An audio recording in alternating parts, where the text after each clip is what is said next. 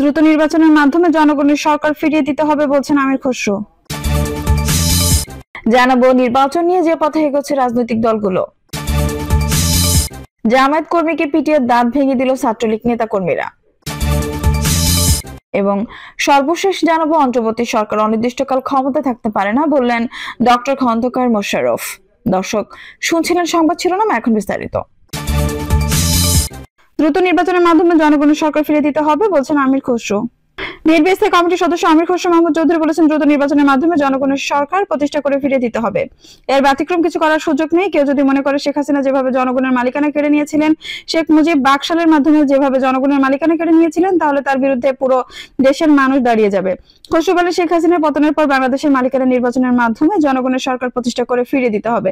সেটা ছিল জনগণের প্রত্যাশা। সেই প্রত্যাশা পূরণ না হলে গণতন্ত্র হুমকির মধ্যে পড়বে।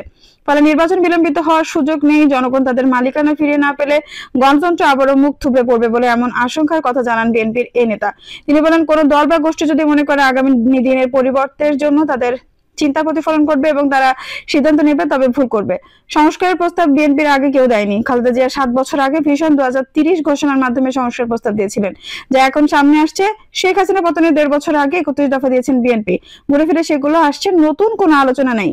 বর্তমান সরকারে বিএনপির কেউ বসেনি। উল্লেখ করে আমির খসরু বলেন, হাসিনার পতনের পর নির্বাচন পর্যন্ত একটি নিরপেক্ষ সরকার দরকার ছিল। সেখানে বিএনপি অন্তর্বর্তী সরকারকে সমর্থন দিয়েছে। তাই বর্তমান সরকারকে নিরপেক্ষতা নিয়ে সামনে এগিয়ে যেতে হবে। তাদের নিরপেক্ষতা নিয়ে যদি প্রশ্ন ওঠে, তবে গত 15 বছরে সাধারণ মানুষের রক্তত্যাগের প্রতি বেইমানি করা হবে। নির্বাচন নিয়ে যে পথে এগোচ্ছে রাজনৈতিক দলগুলো। অন্তর্বর্তী সরকারের পক্ষ থেকে জাতীয় নির্বাচন নিয়ে এখন পর্যন্ত কোনো রোডম্যাপ প্রকাশ হয়নি। তবে এরই মধ্যে আগামী ত্রয়োদশ জাতীয় সংসদ নির্বাচন নিয়ে দৃশ্যমান ঐক্যের প্রক্রিয়া শুরু করেছে রাজনৈতিক দলগুলো। সম্ভাব্য এই প্রক্রিয়া নির্বাচন পর্যন্ত কোনো পর্যায়ে যায় তা নিয়ে প্রশ্ন রয়েছে বিএনপি সহ বিভিন্ন রাজনৈতিক নেতাদের। বিএনপি ও দলটির সঙ্গে যুগপৎ আন্দোলনে যুক্ত ছিল এমন রাজনৈতিক দলগুলোর একাধিক নেতার সঙ্গে আলাপকালে জানা গেছে, রাজনীতিতে বর্তমানে যে বাস্তবতা চলছে তা এরকম থাকলে নির্বাচন পর্যন্ত চলমান পরিস্থিতি বহাল থাকতে পারে। এক্ষেত্রে জামায়াত ইসলামী, ইসলামী আন্দোলন ও বাম ধারার কিছু দল জোটগত নির্বাচনের বিষয়ে আলোচনা শুরু করলেও আসন বন্টনকে কেন্দ্র করে আসল নির্বাচনী মেরুকরণ সৃষ্টি হবে, যে কারণে বিএনপি সম্ভাবনা দলগুলোর সঙ্গে আলোচনা করলেও শেষ পর্যন্ত তা জোট পর্যন্ত গড়াবে কিনা এই নিয়ে প্রশ্ন রয়েছে। বিএনপির উচ্চ পর্যায়ে দায়িত্বশীলরা বলছেন, বিএনপি সচেতনভাবে নির্বাচন ঐক্য নিয়ে সতর্ক রয়েছে। বিশেষ করে বন্ধুবেশে কোন দল রয়েছে, তাদের ক্ষেত্রে কি করণীয় তার সময় স্পষ্ট হবে। পাশাপাশি যুগপৎ সঙ্গীদের নির্বাচন সমঝোতার মধ্যে রাখার চেষ্টা করবে বিএনপি। এ বিষয়ে জানতে চাইলে বাংলা ট্রিবিউনের সঙ্গে আলাপকালে বিএনপি স্থায়ী কমিটির সদস্য আমির খসরু মাহমুদ চৌধুরী বলেন, এখনো নির্বাচনের দিনক্ষণ নির্ধারণ হয়নি। দেশে বিদেশে সবার কাছে প্রশ্ন, নির্বাচনের বিষয়টা নিয়ে এত ঢিলে বিলম্ব হচ্ছে কেন? নির্বাচনের সময় ঘোষণা তাদের মধ্যে এত সিদ্ধান্তহীনতা কেন? এ কারণে অনেকের মধ্যে সন্দেহ সৃষ্টি হচ্ছে। শুক্রবার 24 জানুয়ারি বিকেলে আমির খসরু মাহমুদ চৌধুরী প্রতিবেদকের সঙ্গে আলাপকালে বলেন, নির্বাচনী কর্মকাণ্ড শুরু হলে একটার পর একটা সিদ্ধান্ত সামনে আসবে। আমরা তো ইতিমধ্যে প্রতিশ্রুতিবদ্ধ জাতীয় সরকার গঠনের বিষয়ে। নির্বাচন জোটগতভাবে হবে কিনা এমন প্রশ্নের জবাবে আমির খসরু বলেন, যেহেতু আমরা যুগপথে যুক্ত দলগুলোর সঙ্গে আন্দোলন সংগ্রাম করেছি, আমরা সবাই 31 দফা দিয়েছি, সংস্কার প্রস্তাব করেছি, এটা বাস্তবায়নের জন্য জাতীয় সরকারের কথা বলেছি। অবশ্যই এখানে জয়েন্ট এফোর্ট তো আছে। বিএনপি নির্ভরযোগ্য একাধিক সূত্র বলছে, অন্তর্বর্তী সরকারের পক্ষ থেকে নির্বাচনের রোডম্যাপ বা এই সংক্রান্ত স্পষ্ট অবস্থান প্রকাশ হওয়ার আগে নির্বাচনী প্রক্রিয়া নিয়ে সিদ্ধান্ত আসতে পারছে না। রাজনৈতিক দলগুলো কোনো বিশ্লেষক মনে করছেন, গত 5 আগস্ট ক্ষমতাচ্যুত আওয়ামী লীগকে 3টি দৃষ্টিতে দেখার সুযোগ রয়েছে। প্রথমটি হচ্ছে শেখ হাসিনার নেতৃত্বে আওয়ামী লীগের ফেরা না ফেরা, দ্বিতীয়টি দলটি দুর্নীতিগ্রস্ত হওয়া বড় লুটপাটে অভিযুক্তদের সামনে আসে এবং তৃতীয়টি হচ্ছে আওয়ামী লীগের রাজনৈতিক সচেতন এবং অংশটি সক্রিয় হওয়া। আগামী নির্বাচনে আওয়ামী লীগের কোন পক্ষটি সামনে আসবে তার উপর গভীর নজর রয়েছে বিএনপি সহ অন্যান্য গুরুত্বপূর্ণ দলগুলোর। যদিও জাতীয় নাগরিক কমিটি ও বৈষম্য বিরোধী ছাত্র আন্দোলনের নেতারা নিয়মিত আওয়ামী লীগকে নিষিদ্ধ করার দাবি জানিয়ে আসছেন, পাশাপাশি দলটির শীর্ষ নেতাদের গণহত্যার অভিযোগে বিচারের দাবিও করছেন তারা। সরকারের একাধিক উপদেষ্টা ও এ নিয়ে বিএনপির প্রতি অভিযোগ এনেছেন তারা।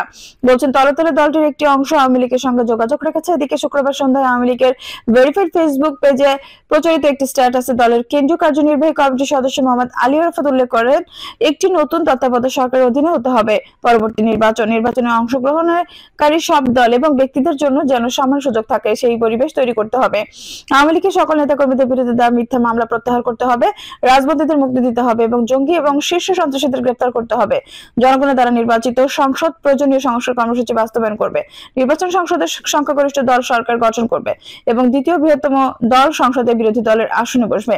আওয়ামী লীগের নেতা আলী আরাফাত এও উল্লেখ করেন, একই সঙ্গে জুলাইয়ের 16 তারিখ থেকে আগস্টের 5 তারিখ পর্যন্ত এবং পরবর্তী সময়ে পুলিশ সহ যত হতাহত হয়েছে সব ঘটনায় সুষ্ঠু তদন্ত সাপেক্ষ বিচার চলমান রাখতে হবে।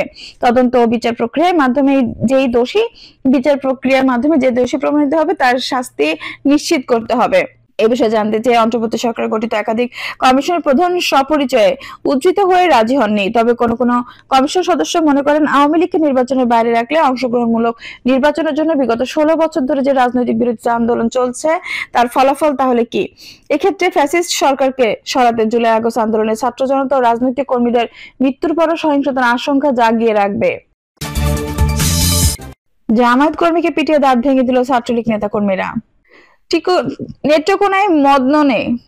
নেত্রকোনায় মদনে হালিম নামে জামায়াত ইসলামের এক কর্মীকে পিটিয়েছে নিষিদ্ধ সংগঠন ছাত্রলীগের নেতাকর্মীরা। এতে ওই ব্যক্তির দাঁত ভেঙে গেছে। শুক্রবার বিকেলে পৌর শহরের দেওয়ান বাজার এলাকায় এই ঘটনা ঘটে। এই ঘটনায় শুক্রবার রাতে আহতের ভাই বাদী হয়ে 6 জনকে আসামি করে মদন থানায় একটি লিখিত অভিযোগ করেছেন। আহত হালিম দেওয়ান বাজার এলাকার বাসিন্দা, আর অভিযুক্ত শুভ একই এলাকার রিয়াজউদ্দিনের ছেলে। তিনি ছাত্রলীগের ওয়ার্ড কমিটির সাধারণ সম্পাদক হিসেবে দায়িত্বে পালন করেছেন। জানা গেছে, আহত হালিম ও তার পরিবারের দীর্ঘদিন ধরে জামায়াত করে আসছেন। বিগত বছরগুলোতে এই নিয়ে তাদের উপর নির্যাতন চালায় প্রতিবেশী রিয়াজউদ্দিনের পরিবার। মামলার দায় অভিযোগ সূত্রে জানা যায়, হালিমের 6 বছর বয়সী মামাতো ভাইকে মারধর করে রিয়াজউদ্দিনের 12 বছর বয়সী নাতি। এই ঘটনায় হালিমের বড় মামা আহাদ কথা বলতে আসলে রিয়াজউদ্দিনের ভাতিজা আমিন কসাইয়ের সঙ্গে বাকবিতণ্ডা হয়। বিষয়টি শুনে বাজারে কিছু ছুটে যান হালিম। এই সময় শুভ আমিন কসাই ও তার বাহিনী হালিমের উপর হামলা চালায়। এতে গুরুতর আহত হন তিনি। মাথায় আঘাত পাওয়া ছাড়াও তার একটি দাঁত ভেঙে পড়ে যায়। আহত হালিম বর্তমানে মদন হাসপাতালে চিকিৎসাধীন। অভিযোগের বিষয়ে রিয়াজউদ্দিন বলেন, আমার ছেলে ছাত্রলীগের ওয়ার্ড সেক্রেটারি ও আমার ভাই সুলতান আওয়ামী লীগের ওয়ার্ড সভাপতি। আমি আওয়ামী লীগের কর্মী, এটা সত্য, কিন্তু এমনি তো আর ঝগড়া হয় না। কিভাবে ঝগড়া বিবাদ শুরু হয়েছে তা জানতে এই প্রতিবেদককে পরামর্শ দেন রিয়াজউদ্দিন। এ বিষয়ে মদন থানার ওসি নাঈম মোহাম্মদ নাহিদ হাসান বলেন, এই ঘটনা লিখিত অভিযোগ পেয়েছে, তদন্ত করে ব্যবস্থা নেওয়া হবে। অন্তর্বর্তী সরকার অনির্দিষ্টকাল ক্ষমতা থাকতে পারে না বলেন ডক্টর খন্দকার মোশাররফ। অন্তর্বর্তীকালীন সরকারকে উদ্দেশ্য করে বিএনপি কমিটির সদস্য ডক্টর খন্দকার মোশাররফ হোসেন বলেছেন, যত দ্রুত সম্ভব নির্বাচন দিয়ে জনগণের ক্ষমতায় ফিরিয়ে দিন। জনগণকে নির্বাচিত করবে কারা? হবে তাদের সরকার।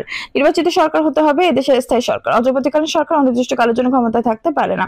খন্দকার মোশাররফ হোসেন বলেন, নির্বাচনকে নিয়ে আজকে ষড়যন্ত্র হচ্ছে। আজকে নির্বাচনকে পেছনের ষড়যন্ত্র হচ্ছে। গত 17 বছর ধরে যারা ক্ষমতা ছিল তারা নির্বাচনকে নিয়ে ষড়যন্ত্র করার চেষ্টা করছে। তবে আমরা বিশ্বাস করি এই অন্তর্বর্তীকালীন সরকার অতি শীঘ্রই নির্বাচনের দিন তারিখ ঘোষণা করবে।